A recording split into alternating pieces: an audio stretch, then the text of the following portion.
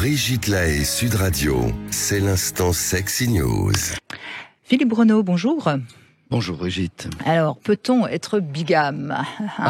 Vaste question. Alors ce n'est pas, puisqu'on est dans le thème, là ce n'est pas un moyen, certains l'ont proposé, un moyen, une sorte d'antidote à l'infidélité, non. Peut-on être bigame ? Alors, en France, et de par la loi, non.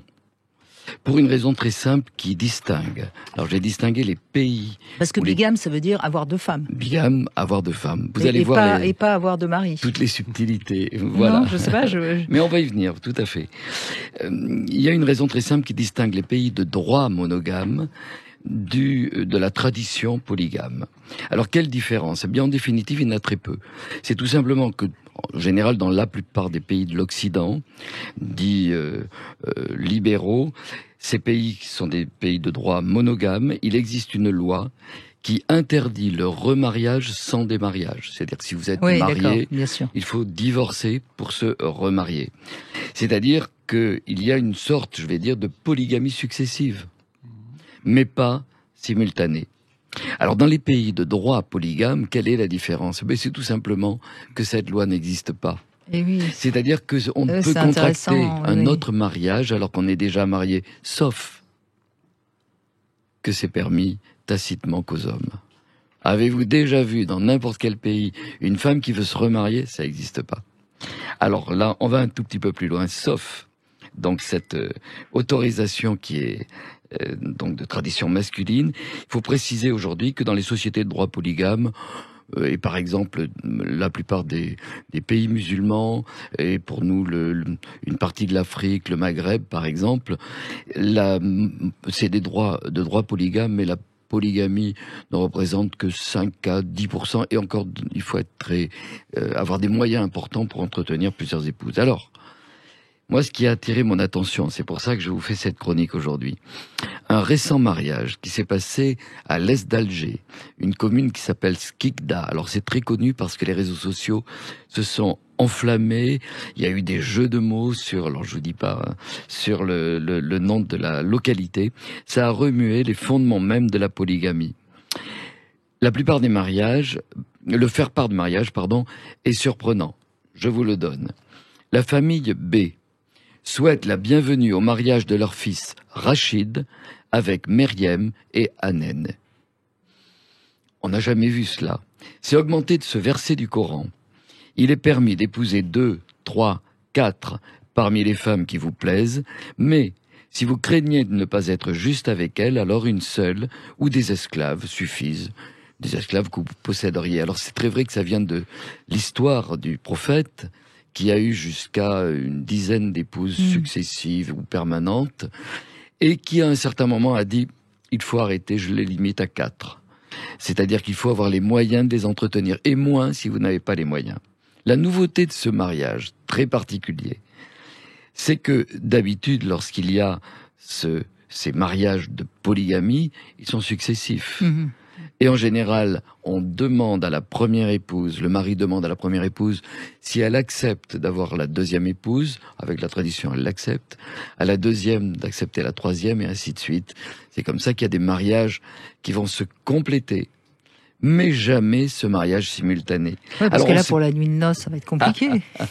Alors justement, la chose, moi j'aurais appelé, d'habitude on a une sorte de polygamie progressive. La réaction violente est venue des réseaux sociaux, condamnant la polygamie en disant ça représente très peu, il faut que ça s'arrête. Que fait ce Rachid avec 2 épouses le même jour ? Et Rachid va se défendre en prétextant que ces 2 femmes sont des amies d'enfance, qu'il ne pouvait pas, il n'arrivait pas à choisir entre les 2. Alors là, c'est des motifs de nos consultations. Il n'arrivait pas à choisir entre les 2, mais surtout, ce sont des amis d'enfance qui ne voulaient pas être séparés. De quoi donner des idées à beaucoup d'autres amis d'enfance pour ne pas être séparés. N'est-ce pas ? C'est pas une belle histoire, Brigitte. Oui, en tout cas, il est malin, Rachid. Oui. Il a trouvé l'astuce. C'est la première fois. Cela dit, c'est pas improbable. Il y a des femmes qui sont très amies, et qui sont d'ailleurs peut-être même plus proches l'une de l'autre que de leur mari et qui seraient ravis d'épouser le même homme. La plupart du temps, lorsqu'on appelle le trouble, et je connais quelques exemples et j'en ai eu aussi parmi mes consultations. La plupart du temps, le choix c'est pas fait comme ça. Elles ne se connaissaient pas et c'est une acceptation. Et il y a quelque chose qui peut très bien fonctionner. Je connais des troupes qui fonctionnent au long cours. Mais c'est souvent, en effet, un homme avec 2 femmes. C'est souvent un homme avec 2 femmes, il faut bien le reconnaître. Exactement. Oui. Mais bon, après, on connaît aussi des histoires terribles de personnes qui étaient à plusieurs et qui se sont déchirées. Bien sûr. Pardon, oui, j'allais dire, encore une fois, c'est la cohérence du contrat de départ qui est posé. Quel est-il entre les partenaires ? Peut-être que le contrat de naissance, le contrat de mariage, le contrat de départ, il est fait ainsi.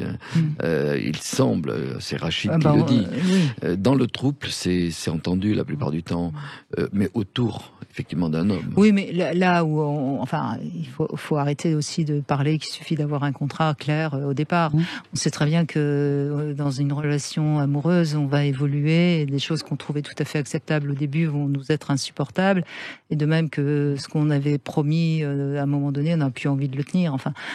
Il faudrait pratiquement refaire le contrat. C'est des contrats provisoires. Tout à fait. Ouais. Exactement. Les contrats provisoires. J'aime bien l'expression. C'est exactement ça. Ils doivent être revus régulièrement parce que on évolue individuellement, et donc la relation de couple va évoluer. Alors souvent, le contrat est revu tacitement entre les 2 partenaires. Parfois, pas forcément. Et c'est là où les problèmes arrivent. Et alors, effectivement, la révision régulière, ça va donner en Occident la séparation et de formation de nouveaux couples. Et dans la tradition, l'augmentation du couple qui va devenir avec un certain nombre d'épouses. Mais effectivement, dans la tradition, c'est toujours dans le même sens. C'est autour d'un homme. Oui, bien sûr. La polyandrie n'existant quasiment pas. Pratiquement pas dans aucune culture. Mais ça souligne ce qu'on est en train de dire. La révision du couple... au fil de son histoire, c'est compliqué, les relations changent avec le temps. Alors moi, je vais mettre les pieds dans le plat, comme d'habitude. C'est assez compréhensible que ce soit toujours plutôt l'homme qui va avoir plusieurs épouses, parce qu'au fond, c'est toujours la difficulté que les femmes ont avec leur sexualité qui fait que... la première femme, pour peu qu'elle ait eu 2-3 enfants, elle a plus envie de sexualité, et l'homme en cherche une plus jeune. En règle générale, les 3-4 épouses du même homme, c'est de plus en plus jeune. Non mais excusez-moi, il faut dire les choses telles qu'elles sont. C'est vrai qu'il y a des différences dans les pulsions, dans la manière d'exprimer les pulsions plutôt, et dans les séquences.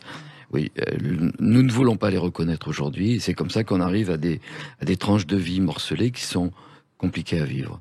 Oui, ce qui est compliqué dans le fait qu'on est en couple et puis qu'on se sépare et qu'on fait un autre couple, etc.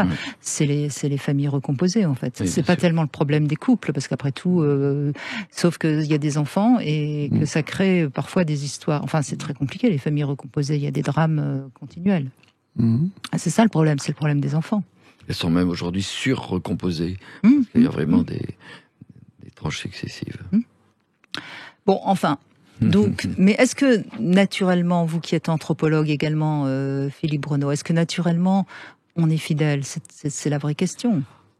Oh, moi, j'allais pas. En tout cas, cette question m'a souvent été posée quand on parle, par exemple, du lien avec les primates. Non, nous ne sommes pas fondamentalement polygynes ou polygames.